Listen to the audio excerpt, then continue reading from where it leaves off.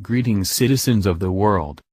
After weeks of countenancing all sorts of national anthem protests and inchoate liberal platitudes given as justification for them, NFL Commissioner Roger Goodell finally decided this week that he'd had enough. In a strongly worded memo to the league's team owners, Goodell wrote that we believe that everyone should stand for the national anthem and that the league wanted to honor our flag and our country, and our fans expect that of us. The anthem protests haven't gone over well with the American public, but Goodell's reversal didn't quite go over so well in those corners of the NFL that have of late become an adjunct of the American far left. One player in particular, Tampa Bay Buccaneers defensive tackle Gerald McCoy, seemed to stop just short of promising open revolt if Goodell's rather strong recommendation were to become official league policy.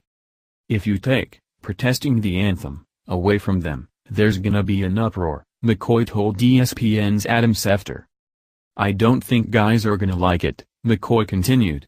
I think it's gonna be an uproar if that is to happen because you're basically taking away a constitutional right to freedom of speech. If guys wanna have I guess you would call it a peaceful protest, I don't think it's right to take that away. McCoy, an 8-year veteran, isn't one of the kneeling contingent, surprisingly enough. However, he buys into the same insanely faulty logic that everyone taking a knee seems to harbor.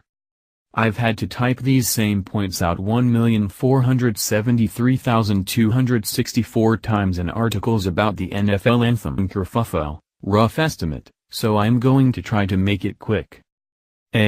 Constitutionally protected speech can still get you fired, especially if you do it in the workplace. If you want a quick demonstration of this very salient fact, try wearing a David Duke 92 campaign shirt into work on Dress Down Friday and see what happens. There's already an uproar over the national anthem, and it's coming from the NFL's consumers, the fine people that have made Gerald McCoy a millionaire. If McCoy doesn't think so, maybe he should ask himself why Roger Goodell went from embracing the protests to rather unsubtly telling players to knock it off in the span of 2 short weeks. Spoiler alert, it's not because America agrees with the protesters.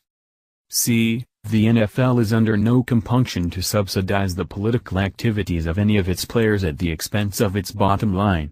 There are plenty of opportunities for constructive political engagement that do not involve disrespecting the anthem, the flag and those who have fought for it every Sunday, Monday and/or Thursday. The NFL is a private organization. If its executives say that players must stand for the national anthem, players must stand for the national anthem. If McCoy doesn't want to, he is free to find another line of work. While Goodell's memo was a pretty strong hint that the league has had it with the protests, there have also been rumors that it won't just end at hints. Sports Illustrated and other outlets have reported NFL owners will consider making a rule requiring players to stand for the anthem as early as next week, although alternative options will likely be on the table.